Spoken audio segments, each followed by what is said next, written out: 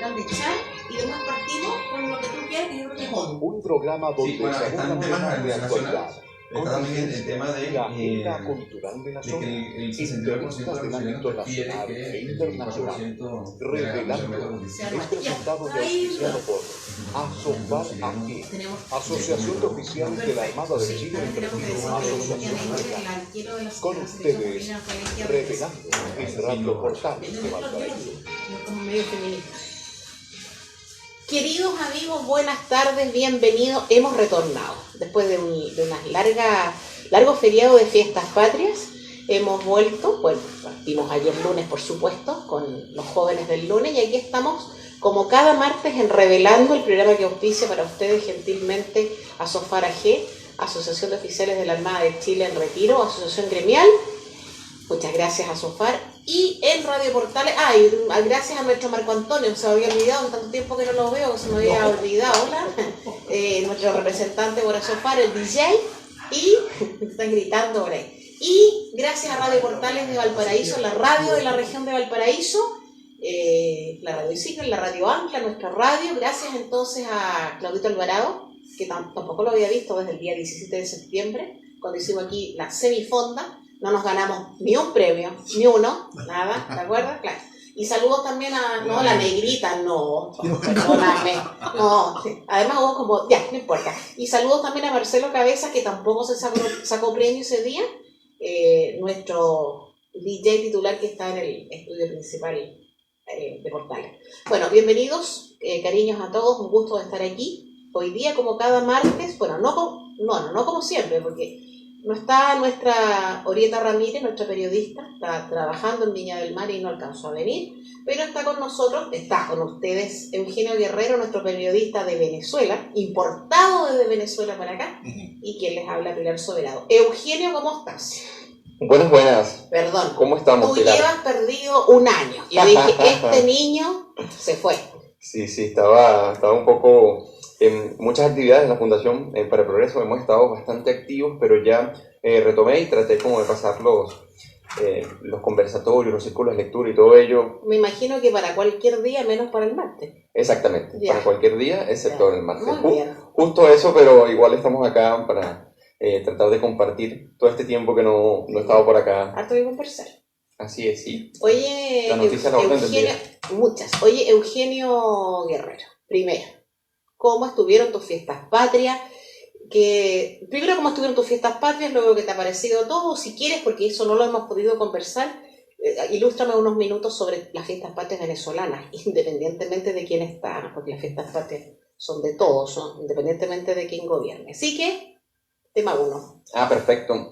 Bueno, este sería ya el cuarto año donde celebro fiestas patrias. ¿Ya? En Chile. ¿Ya? Y bueno, en estas fechas patrias no pude celebrarlo como los 3 anteriores porque bueno, tuve un inconveniente de salud, pero me reactivé el viernes. O sea, perdón, casi te moriste.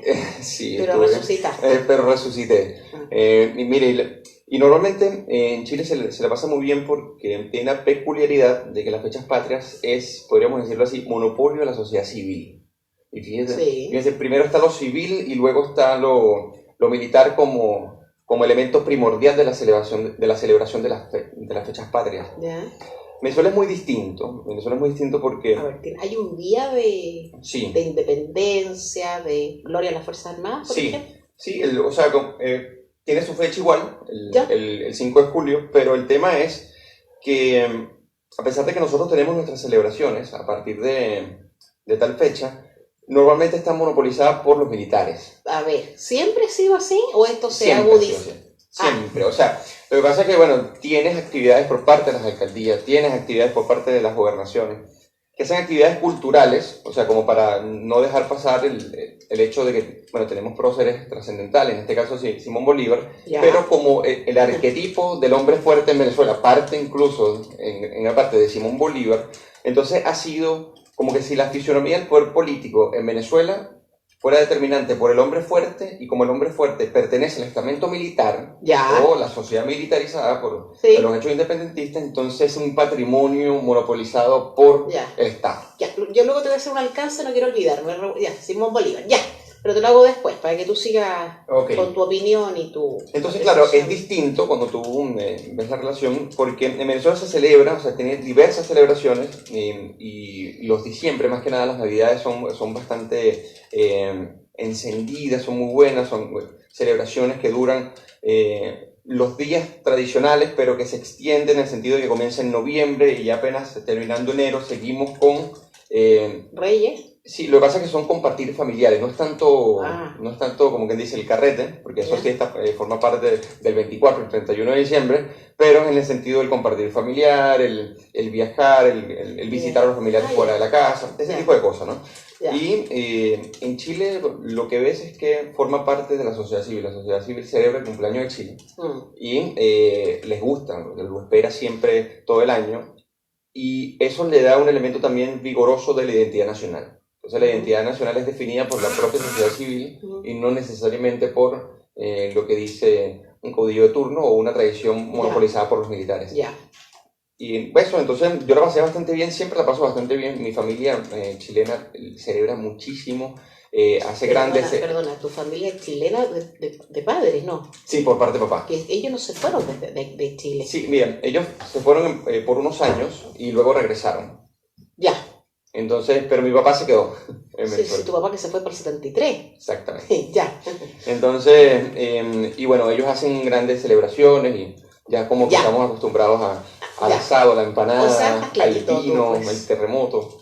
No, pero esta vez no pudiste tomar nada. Esta vez no, esta vez apenas un vinito y ya el fin de semana sí fue distinto. Ya, entonces el próximo martes vamos a tener pisco sour para celebrar con retraso las glorias, las fiestas patrias, las glorias del ejército, recordaremos a tu país y tendremos la presencia de Orieta aquí, pues. Habrá que celebrar que estemos los tres, porque ha sido difícil. Oye, ha sido difícil que coincidamos. Sí, pues, ha sido difícil por diferentes razones. En todo caso, estos tiempos son muy movidos, así no es tampoco tan raro. Oye, entonces, ya, las fiestas patrias de aquí te han llamado la atención desde que has llegado por este aspecto de civilidad que tienen, de que es la sociedad civil la que la hace suya. Sí, la que define el imaginario de la identidad nacional. Y si bien a través del año pueden haber, no sé, conflictos, visiones distintas, que es natural en las comunidades políticas, cuando llegan las fechas patrias, como que eso se atenúa un poco, como que se bajan las luces alarmistas de cualquier cosa y ya forma parte del patrimonio cultural esa definición civil de lo que es la patria. Que es muy distinto a la visión nacionalista tradicional, sino que patria en el sentido de patriota, como esa actitud individual de cómo es mi contribución y participación en ese concepto de ciudadanía. Por supuesto. Entonces, eso a mí me parece muy relevante y algo que siempre tenemos que defender, por lo menos acá en Chile. Sí, y fíjate que no es el único extranjero al que le llama la atención esto. Incluso en el caso tuyo, de tus compatriotas venezolanos, no me cabe ninguna duda que les extraña más por la situación que viven y por el tema básicamente... Ya no quiero meterme tan en Honduras, pero por la presencia absoluta de Maduro y qué sé yo. Pero incluso a los europeos les llama la atención la forma de celebrar aquí fiestas patrias. Yo quiero decirte dos cosas. En una estoy absolutamente de acuerdo, en otra más o menos, porque quiero enganchar con algo que tú ya sabes, pero lo vamos a comentar, aunque entiendo que era el programa que nos sucede, pero el de ayer, el programa del Frente Amplio, estuvo invitado el alcalde Char. Algo dijo, yo voy a recoger algo de sus palabras, porque nunca está de más.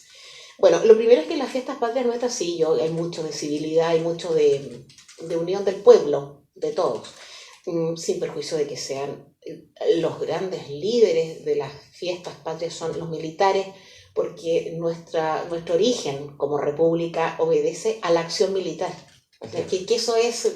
En Hispanoamérica todo. Claro, a alguien le gustará, a alguien no le gustará, pero eso es aquí, desde Chile hasta México, hasta Estados Unidos de Norteamérica. Son los militares finalmente los que deciden las independencias, los resultados de las guerras civiles y los resultados de los conflictos internos de otro tipo. Eso ha sido así siempre y yo creo que siempre va a ser así. Y en países tan distintos al nuestro como países asiáticos, finalmente los grandes movimientos civiles se refrendan con la acción militar. Eso es indubitado. Yo leyendo un libro he recordado mucho lo que hizo el presidente Salvador Allende para retomar el control de Chile en esos años de desorden, de inestabilidad. Sí, de violencia política en las calles. ¿Y qué hizo? Llamar a los militares a gobernar, al ministerio, a los ministerios. Hasta una semana antes del 11 de septiembre. Entonces, ¿le dolerá a alguien? ¿No le dolerá? Ese tema es indubitado.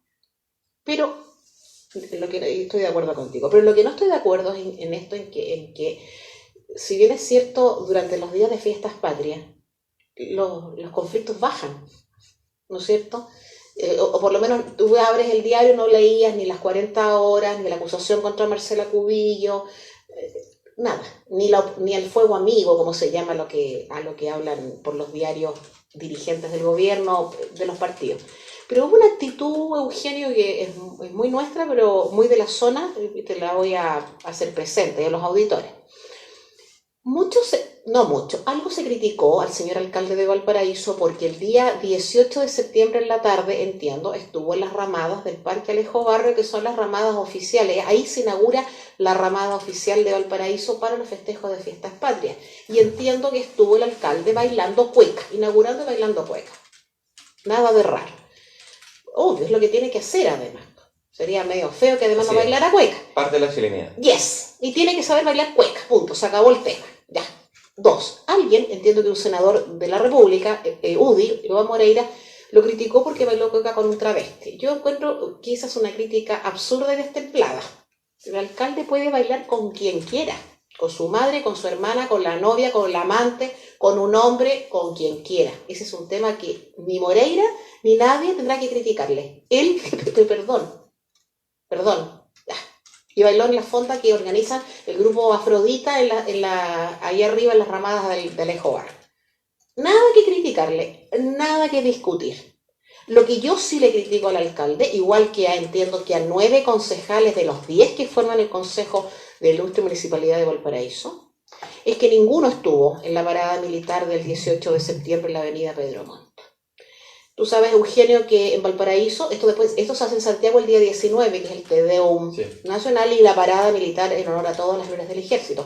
El 18 es regional, y entonces hay un Te Deum en la Catedral de Valparaíso y hay un desfile con posterioridad en la avenida Pedro Montt. Bueno, a esa actividad, a la parada militar, me imagino que al Te Deum tampoco, no lo sé, no concurrió el alcalde. Las explicaciones que dio, el único concejal que fue el concejal Morales. El concejal Morales, efectivamente, que vive por aquí arriba, entre paréntesis, aquí arriba, Daniel Morales, que es representante del Pacto Urbano de la Matriz. Y dijo él, no veo ningún problema en concurrir este tipo de actos que son propios de nuestra condición de chilenos, de porteños y en este caso de autoridades. El gran ausente fue el alcalde de Valparaíso. El problema que invocó el alcalde Char es que tenía un problema de agenda. Es una estupidez, esa explicación no se la cree nadie, es un invento, tampoco va a las festividades, a ninguna naval, y el alcalde Char no se da cuenta que cuando va a una ceremonia militar, él no está refrendando ni la actitud de los militares, ni los militares del 73, ni Pinochet, ni Arellano, ni nada. El alcalde Char estudió Derecho, en la Escuela de Derecho de la Universidad Católica, o sea, en una escuela tradicional donde enseñan Derecho Constitucional. El alcalde Char debe haber reprobado Derecho Constitucional. Él es la autoridad de Valparaíso, es la primera autoridad de alcaldicia. Y no fue porque parece que los militares le recuerdan al 73. Qué ignorante, qué estúpido el alcalde. Y lo mismo los concejales. El señor Buscovich del Partido Comunista dijo lo mismo. No, que a él, como le mataron a alguien o le secuestraron a alguien, un dolor, lo entiendo. No puede ser que por eso no vaya a una ceremonia que no es de él, es de la gente. Esto Eugenio, es un comentario muy personal. Cuando tú ves una parada militar, y en este caso la de Valparaíso, tú no ves desfilando precisamente a la aristocracia castellano-vasca. No, aquí desfila el pueblo. Es el pueblo en armas. Punto. Así que muy mal al alcalde. Y que no me vaya a decir a mí que es cosa de fascista la crítica. No, de fascista nada. Ya. Claro. Sí, lo que pasa es que yo estoy de acuerdo en el sentido de que la mayoría de estas personas, si no todas, que forman parte del Frente Amplio tienen una lógica más universitaria que política, ¿no? Probable. Entonces pueden darse el lujo, o piensan que pueden darse el lujo de opinar de manera inmadura, y eso estaría bien si no formas parte de un cargo público en el cual hay reglas, hay normas, hay tradiciones. Las tradiciones son sumamente importantes y relevantes. Y bueno, decir que debido a lo que le ocurrió a un familiar, como si los militares fueran los mismos siempre a partir del 73 y fuera una especie de identidad que forma parte de que se funda Chile hasta hoy en día, y mezclar una cosa con la otra, me parece un acto totalmente desproporcionado, y más porque Chile cambió muchísimo desde lo que llaman el retorno a la democracia hasta nuestros días. Entonces, incurrir en ello simplemente es un acto de mercadez de universitario. ¿Me entienden? Al final, la gente opina, más del 60% opina que ellos no están preparados para gobernar por esas mismas actitudes. Sí. Y cuando tú ves que suscriben y apoyan a diputados que van vestidos de superhéroes al Parlamento, entonces tú ves, o sea, son conformaciones políticas con una lógica muy inmadura, que no entienden la política, no entienden la república, no entienden las tradiciones, y da bastante pena ajena. Lo que esperemos es que no nos dé pena ajena que la población civil siga suscribiendo a estas autoridades como legítimos para seguir llevando los asuntos legislativos, de alcaldías o quizás de la presidencia. Yo espero que no, honestamente espero que no. Y no es, yo convengo contigo, hay un tema ahí muy universitario probablemente, el universitario, el joven, el idealista, el fusil. Sí, pero hoy día legislan, por ejemplo. Así es. Legislan y están a cargo de alcaldía, están a cargo de gente, y eso es muy grave. O sea, que sean tan temerarios es grave. Porque uno puede querer temeridad en otras condiciones, pero en esto no. ¿Sí? El tema de legislar o el tema de conducir gente después del voto, después de una elección, es un asunto bastante serio.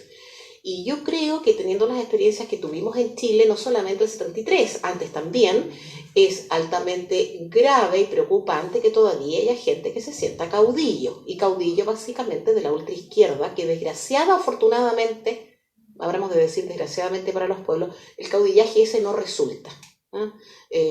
Yo puedo entender un caudillaje en la independencia, en los deseos de independencia, en los deseos de separarse de la colonia. Yo lo entiendo perfectamente. Pero erigirse en caudillo en estos días, en estos tiempos, creo que no. Líder sí, todo lo que quieras. Caudillo no, para nada. Y ese es el problema que tiene esta gente. El alcalde Sharp los representa, indiscutiblemente. Y el alcalde Sharp se olvida de que Valparaíso somos todos. No solamente la gente que es obnubilada por su discurso de centro, porque así lo dijo él, yo no soy ni de izquierda ni de derecha, lo votó, porque así fue. Se vino a mostrarse tal cual era el día que ganó la elección, subido en la... Es un alcalde que primero lo hace muy mal, o sea, y además que está sumido en la incoherencia, no solamente estas actitudes de pataletas universitarias del joven que piensa que sabe defender sus ideales, sino de aquel alcalde que es muy malo. O sea, mientras por un lado aumenta la contrata pública en exceso, por otro lado niega, pero fundamentalmente, la inversión en Valparaíso, que puede generar empleos e ingresos fiscales, y como no los hay, va y pide plata prestada a Santiago, al gobierno central, para que lo ayuden con respecto al deslave de numerosas casas. Entonces, cuando tú ves que una persona actúa de esa manera, tú dices... Uno simplemente piensa cómo una persona con esta lógica de niño, de pataleta, de malcredez, puede tentar una alcaldía. Pero es que ahí vamos a caer en una figura que se da reiteradamente. Que se da con él, se da con otros parlamentarios, se ha dado con gente que estuvo trabajando, por ejemplo, en el gobierno anterior en el Ministerio de Educación, con mucha gente. Y es porque en el caso de los elegidos por votación popular, los partidos los presentan.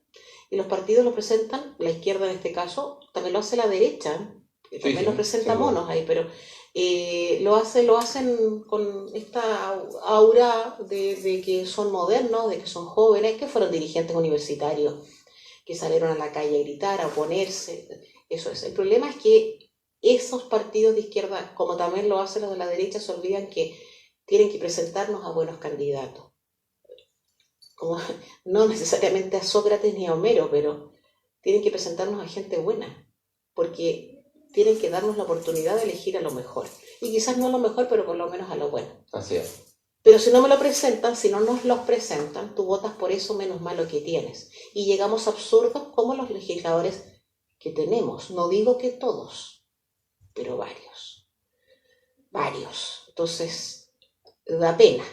Después vamos a hablar, quiero que hablemos un minuto de la de la conferencia, después de pasar repaso a otras noticias, a otros asuntos, a la conferencia, perdón, a la entrevista que le dio la alta comisionada de Naciones Unidas a Iván Núñez en un canal de televisión. Yo después lo quiero comentar. Tiene que ver con esto de que cualquiera no sirve para los cargos, que no, cualquiera no puede ser. Ya.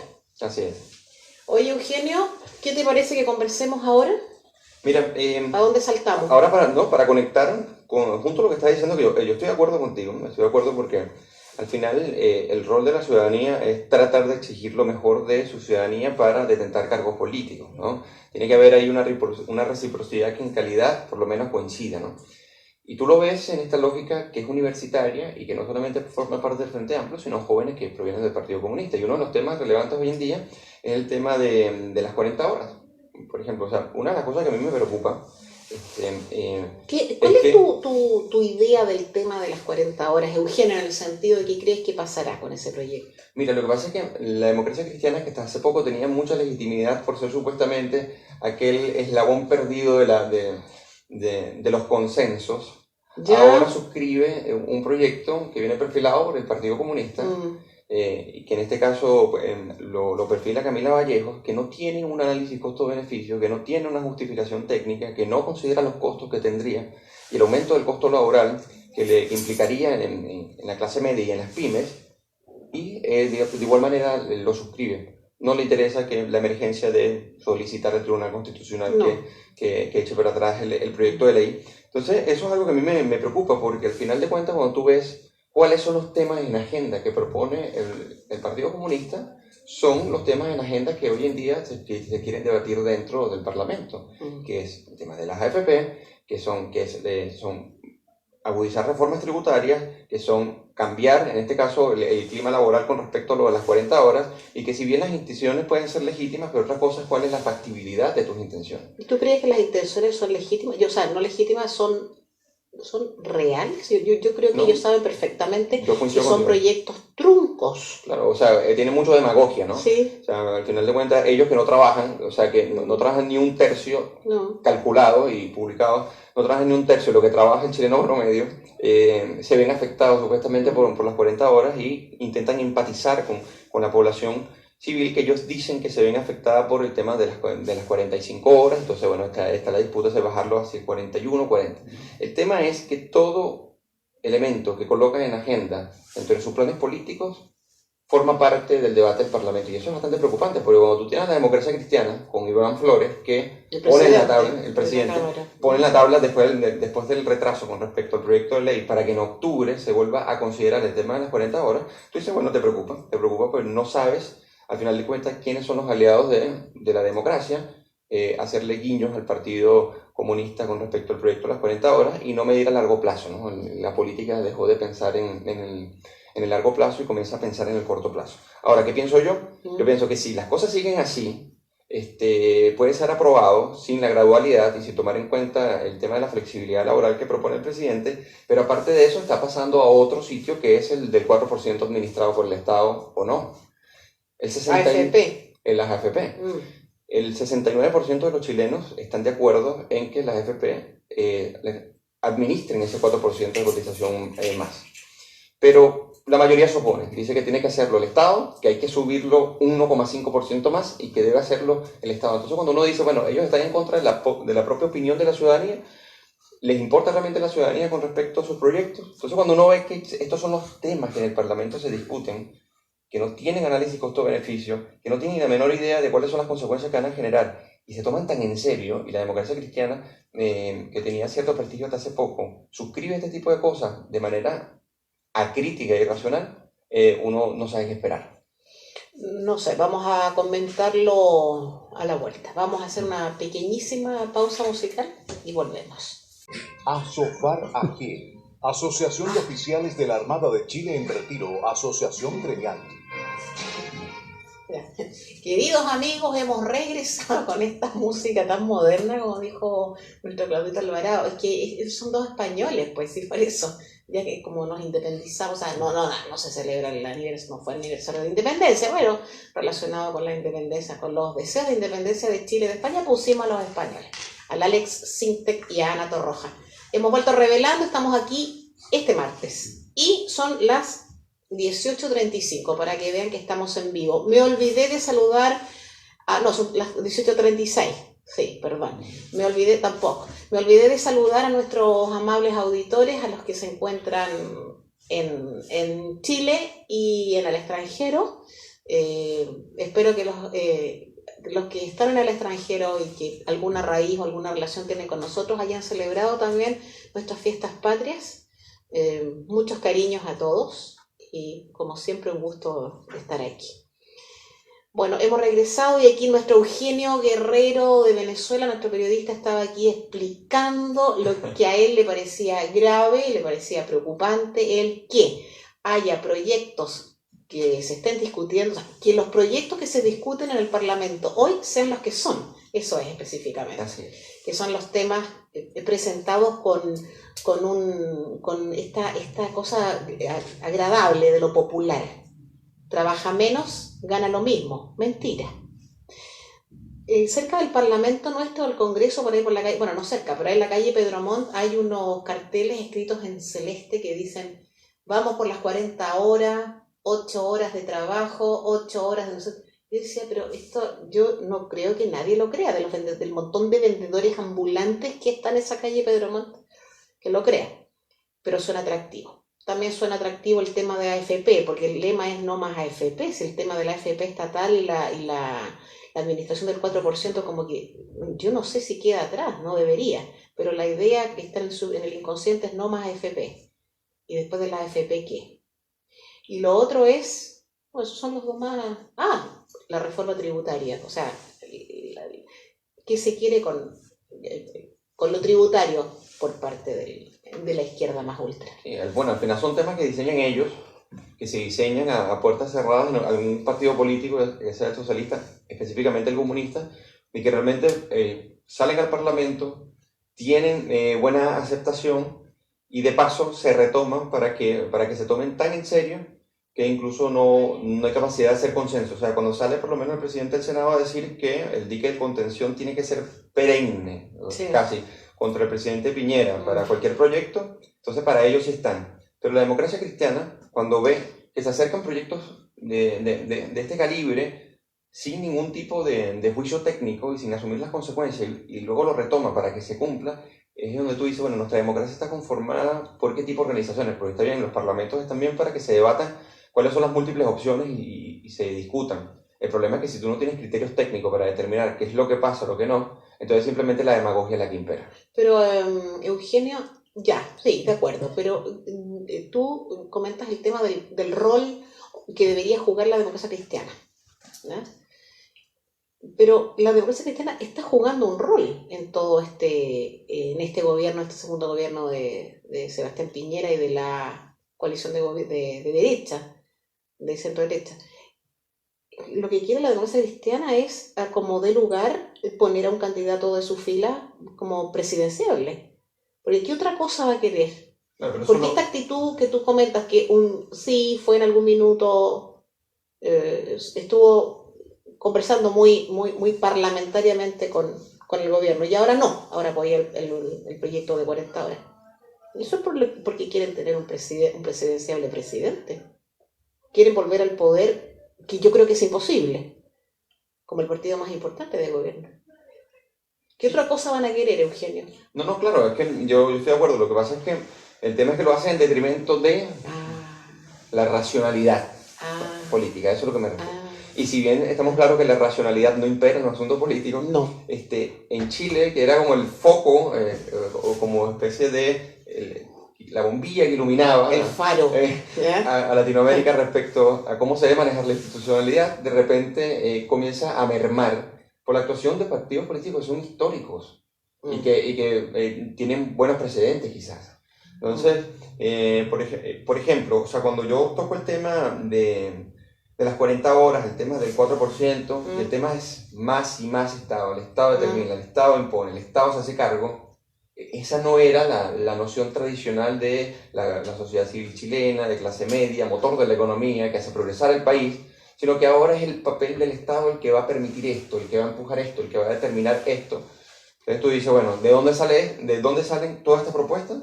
Del Partido Comunista. Y ahí está. Camila Vallejo se siente victoriosa. Sí, ya es victoriosa. Siendo del Partido Comunista, que defiende a tipos, y bueno, Carol Cariola es otra. Entonces, defiende a tipos como a Hugo Chávez o como a Fidel Castro, y es la que ha sido determinante con respecto al proyecto de las 40 horas. Entonces, hay que revisar cómo la racionalidad política se está ejerciendo en el Parlamento. Es más, te voy a poner otro ejemplo, y no solamente forma parte de la izquierda. Con el caso internacional de Greta Thunberg, por ejemplo. La Greta, perdón, sí, Greta, no la Greta. ¿Qué salió diciendo Felipe Kast, por ejemplo? Que deberíamos prestar atención a lo que dice Greta Thunberg y dándole legitimidad a un acto de irracionalidad, porque ojo, yo no estoy diciendo que el tema del cambio climático hay que abordarlo, por supuesto que claro, sí, pero si la que pone las cartas sobre la mesa con criterios irracionales, diciendo que por culpa del calentamiento global o el cambio climático mueren personas y se empobrecen personas, si más bien el motor de la globalización ha sido ese tipo de energías al que ella rechaza y el que ha permitido que menos del 10% de la población mundial no esté en pobreza, ha sido esa propia globalización. Entonces tú ves Felipe Kast, que es una persona racional, muy buena, formada, doctora en economía en Harvard, apoyando ese tipo de cosas. Entonces tú dices, bueno, entonces entramos en el área de las emocionalidades, de la demagogia o de la racionalidad. Sí, de acuerdo. Mira, y qué bueno que tocaste el tema de Kast, porque Kast, bien dices tú, tiene todos los pergaminos que acabas de mencionar, pero Felipe Kast cae en la lógica del acercarse al, no sé, a los conciudadanos, por decirlo de alguna manera. Cae en esa lógica, en la lógica barata de que tienes que ser, comillas, popular. Y hoy día, pero si el gran tema de la Organización de Naciones Unidas, de la Asamblea General ahora es el tema del cambio climático, habiendo otro, siendo importante ese tema, si yo estoy de acuerdo, eso es una realidad, basta salir a la calle para darse cuenta, hasta los perros están congestionados por el cambio climático, si eso no es una mentira.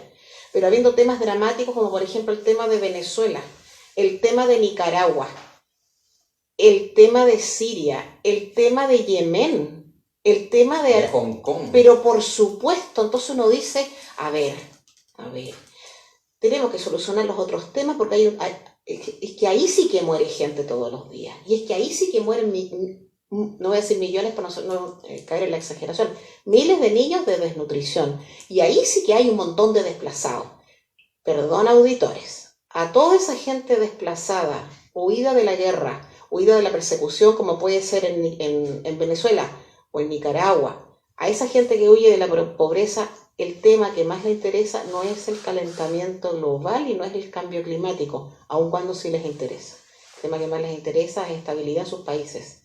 Logrado eso, porque va a haber estabilidad, porque va a haber desarrollo, porque va a haber cultura y vamos a proteger mejor el medio ambiente. El tema de Greta y el tema de Felipe Kast y de otros es un tema político, es un tema popular, es un tema que es una bandera. ¿Cómo vas a estar tú en contra del cambio climático, o sea, en contra de todo este discurso barato? Si tú lo dices, tú vas a estar al lado de próceres tan, comillas, negativos y retrógrados como Bolsonaro, tan negativos y retrógrados como, no sé, como otros. Vas a ser acusado de fascista, ultra no sé qué, etcétera, etcétera. Tienes que ponerte al día y Felipe Kast hace eso, se pone ahí, con todos. Sí. Entonces cuando uno ve eso, o sea, como una niña de 16 años pretende ir a la ONU a ser escuchada para regañar y casi dejar en el absurdo las discusiones sobre dinero y crecimiento económico. Sí. Claro, es muy fácil decirlo cuando tú vienes de uno de los países más acaudalados del mundo. ¿Entiendes? Que es uno de los países no solamente más ricos, sino más estables del mundo, donde la generación de Greta Thunberg no ha sufrido, pero ni consecuencias políticas, ni malas políticas económicas, ni temas inflacionarios, ni temas de persecución política. Entonces, claro, desde esa perspectiva es muy fácil decir que el calentamiento global es la prioridad o debería ser la prioridad en el mundo.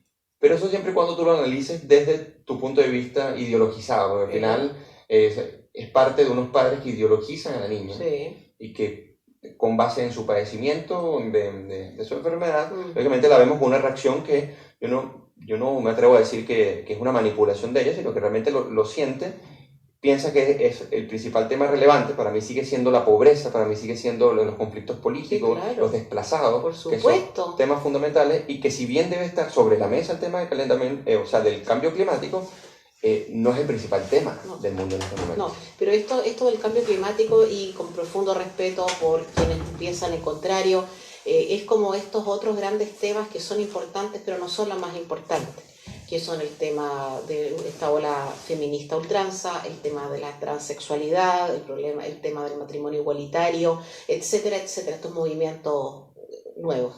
LGTBIH, etcétera, plus, porque todavía supe que era plus en la cuestión, es HTV plus. Esos temas son importantes, por supuesto, y le preocupan a ciertos actores de la sociedad, por supuesto que sí. El tema del cambio climático excede un poco de eso, está más arriba, pero hay otros temas que son mucho más acuciantes que esos, sin duda alguna.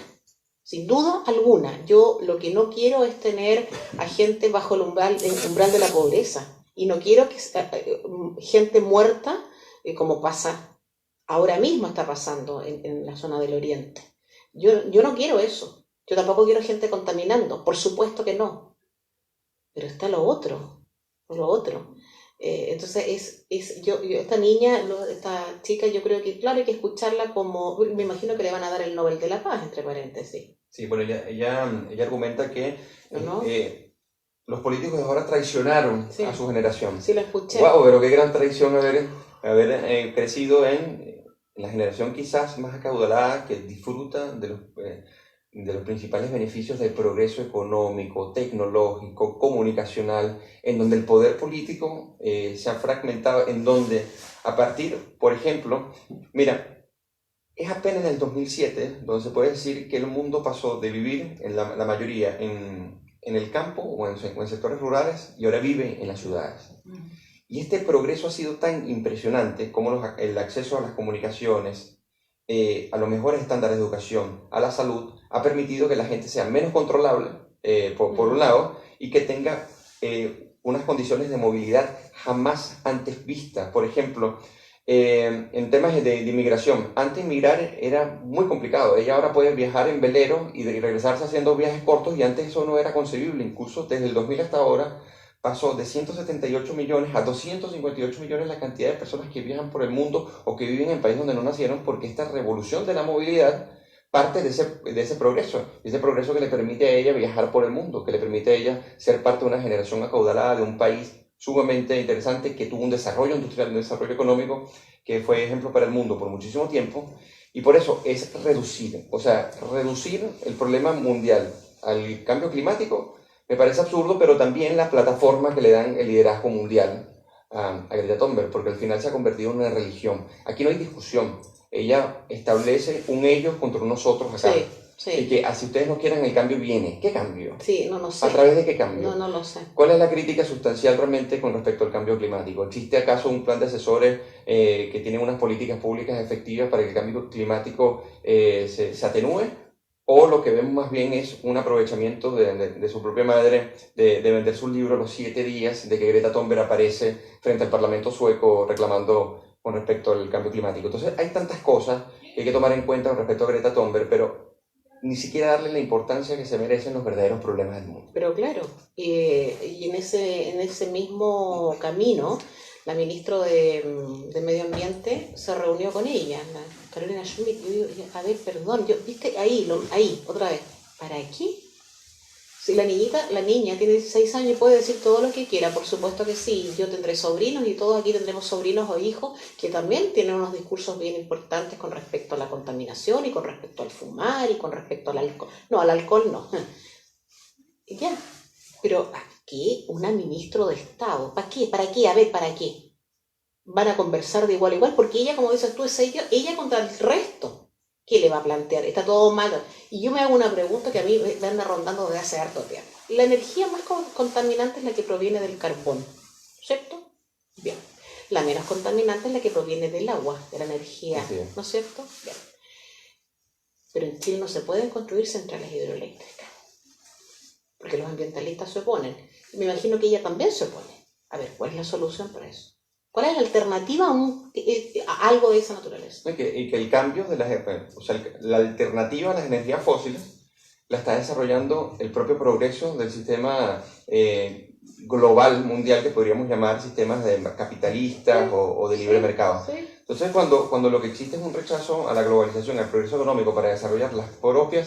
Mira, en Israel hace poco desarrolló un experimento tan impresionante que puede extraer agua del aire, por ejemplo.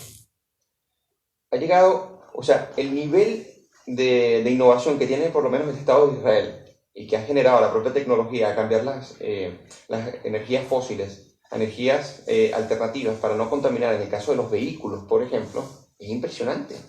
Entonces, al final el propio progreso que trae problemas, pero también tiene herramientas para solucionar esos propios problemas que trae, te lo permite la dinámica de la inventiva y la innovación. Estos ambientalistas, que son más colectivistas que nada, piensan que deteniendo la propia lógica de la innovación para resolver nuestros problemas es la verdadera solución a los problemas. Entonces es una simplificación de un tema tan complejo que conocen solamente los especialistas y que en este caso lo abandera una niña de 16 años en la ONU, reclamando que el tema del crecimiento económico es casi una estupidez. Claro. No, claro. Bueno, esa es la... Bueno, pero ese discurso es el discurso que tiene el mismo fundamento, tiene la misma base que el tema 40 horas, el tema FP, el tema... Emociones. Sí, claro. Y eso, créeme que cuando los pueblos están un poco alterados por diferentes razones, prende.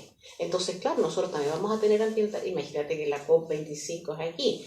En Chile va a haber un grupo nutrido, un grupo de expertos que no van a llegar a nada, porque mientras Estados Unidos y China no adhieran a esos protocolos, no sacamos absolutamente nada, aunque griten y pataleen los ambientalistas norteamericanos, estadounidenses, los ambientalistas europeos. A todo esto, perdón, ¿qué están haciendo Macron, este adalid de la purificación del Amazonas en Naciones Unidas? Ella planteó en Biarritz la misma historia. Yo entiendo que Iván Duque tiene mucho que ver ahí, el presidente de Colombia, y sí tiene, Sí. claro, y el presidente de Argentina, y Jair Bolsonaro, y todo, pero ¿qué tiene que ver Francia? Y cuando depredó el África, lo hizo Huila, todo el pulmón, lo hizo Pebre, todo el pulmón africano, de plantas africanas. ¿Qué tiene que ver? Lo que me pregunto yo, ¿qué cosa más extraña? Pero ahí está, son emociones. Y si tú no estás de acuerdo, eres una persona, a lo menos retrasada. Oye, Eugenio, ¿viste la entrevista, Su Excelencia? No la vi. Ya, entonces no puedo comentar. A Michelle Bachelet. Sí, a su ex excelencia. Lo que a mí me impresiona, yo no sé si lo llegaste a ver, es que ella, luego de haber constatado y haber mandado a hacer un informe detallado de la violación de los derechos humanos en Venezuela, que ha sido sistemática, grave, con ejecuciones extrajudiciales impensadas y que no eran de conocimiento público y que le impresionaron a ella misma, ella reconoce a Nicolás Maduro como presidente. Bueno, ya, por eso, Venezuela. Claro, dice que Juan Guaidó es el presidente elegido por la academia, por Dios, por la asamblea, pero Nicolás Maduro es el presidente elegido por los venezolanos. El punto es que su canciller Heraldo Muñoz declaró hace nada lo contrario, pues, y fue su canciller quien reconoce a Guaidó, que entre paréntesis está bien perdido, tu presidente electo, tu presidente no electo. Sí, lo que pasa es que lo legitima la Constitución por medio de la Asamblea Nacional, el presidente encargado, interino. Encargado, eso. Sí, bueno, lo que pasa es que, como lo he comentado acá ya varias veces, Juan Guaidó carece de voluntad política, de malicia política y preparación política. Entonces, nosotros con Juan Guaidó, a pesar de que nosotros a respetar la institucionalidad asumimos que nuestro presidente interino no tiene la expertise, como quien dice, para salir de este problema. Otra cosa que te iba a comentar, que lo podemos tratar si quieres en el próximo programa, es la aparición de este grupo que se llama Puebla. Y eso quería conectarlo con el tema de Bachelet. Resulta que Bachelet primero como que se alejaba un poco de Nicolás Maduro, ve el tema de los derechos humanos, pero y como que se aleja, como que intenta dar legitimidad a la lucha de los demócratas en Venezuela. Sí. Y de repente aparece este grupo, que no es nuevo, pero que está organizado por 32 personalidades en el ámbito internacional, el cual ahora es una nueva forma o una reconfiguración del Foro Sao Paulo. Michelle Bachelet pertenece a él. ¿No formará parte de una nueva estrategia esta nueva visión de legitimar a la izquierda y a los gobiernos de izquierdas en Latinoamérica independientemente de los desmanes que realicen?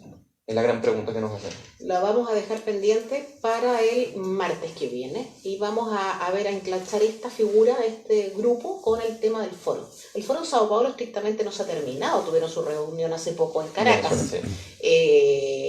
No se ha terminado, yo no sé, puede ser. La izquierda no está terminada, evidentemente. La caída del muro de Berlín fue la caída del muro de Berlín y la dispersión de la Unión Soviética. Es que casi son las mismas caras y está Nada incluso más. Zapatero. Sí, claro, no, que Rodríguez Zapatero. Mira, ni me lo nombres a Rodríguez Zapatero. Debería dedicarse a pedir perdón por las tol de Falco español. Eugenio querido, tenemos que irnos. ¿Te parece? Un placer haber compartido nuevamente después de tanto tiempo con Lo mismo digo, sí. espero que venga el martes. Sí. Pisco Sour. Sí, nos vemos Pisco el próximo Sour martes. comprometido. No, tú no, porque tú tomas pura Coca-Cola. No. Claudio sí, Eugenio, Gabriela y yo sí. Auditores queridos, muchas gracias. Será hasta el próximo martes. Gracias, Eugenio. Buena Gracias, semana. Pilar, como siempre, un placer.